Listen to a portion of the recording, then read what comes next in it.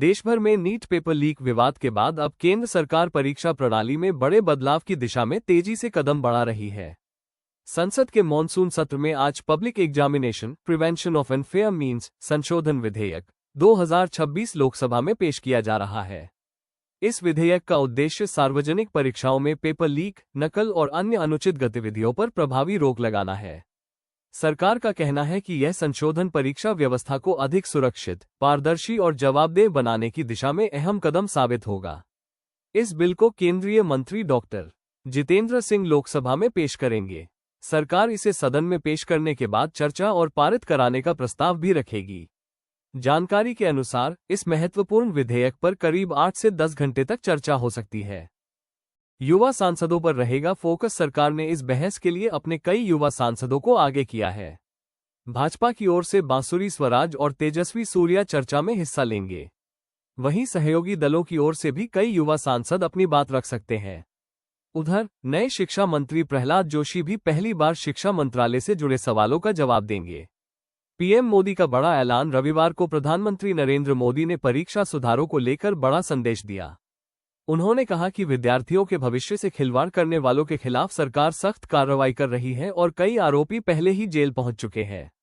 प्रधानमंत्री ने ये भी बताया कि सरकार केवल दोषियों को सजा देने तक सीमित नहीं रहेगी, बल्कि भविष्य में ऐसी घटनाएं न हो, इसके लिए परीक्षा प्रणाली में व्यापक सुधार किए जाएंगे।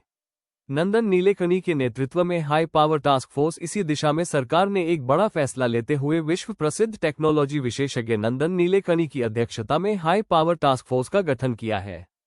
इस टास्क फोर्स का उद्देश्य परीक्षा प्रणाली को आधुनिक तकनीक से लैस करना, पारदर्शिता बढ़ाना और भविष्य में पेपर लीक जैसी घटनाओं को रोकने के लिए मजबूत व्यवस्था तैयार करना है।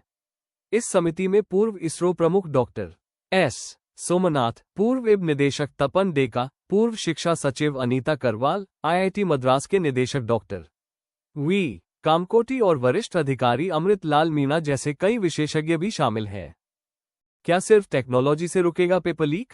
आईआईटी मद्रास के निदेशक डॉक्टर वी कामकोटी का कहना है कि केवल टेक्नोलॉजी के भरोसे पेपर लीक को पूरी तरह नहीं रोका जा सकता।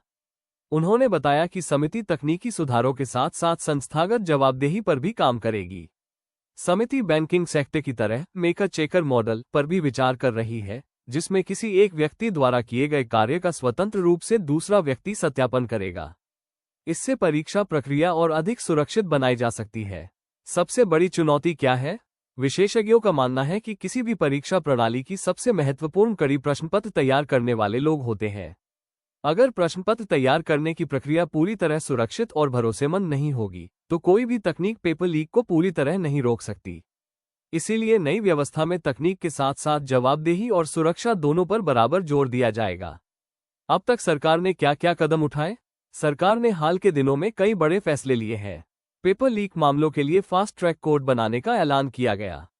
एनटीए ने 47 अधिकारियों की सेवाएं समाप्त की और कई मामलों में कानूनी कार्रवाई शुरू की। पूर्व शिक्षा मंत्री धर्मेंद्र प्रधान ने नैतिक जिम्मेदारी लेते हुए इस्तीफा दिया। अब संसद में सख्त संशोधन विधेयक लाकर परीक्षा प्रणाली को मजबूत बनाने की कोशिश की जा रही है। इन सभी कदमों से साफ संकेत मिलता है कि सरकार परीक्षा व्यवस्था में बड़े बदलाव की तैयारी कर रही है।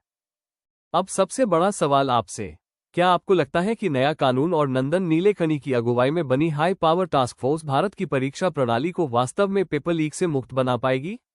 अपनी राय हमें कमेंट बॉक्स में जरूर बताइए। अगर आपको ये जानकारी उपयोगी लगी हो तो वीडियो को लाइक करें, शेयर करें और ऐसे ही भरोसेमंद अपडेट्स के लिए ब्रेकिंग बुलेटिन न्यूज़ को सब्सक्राइब करना बिल्कुल न भूलें। धन्यवाद। मिलते हैं अगली बड़ी खबर के साथ।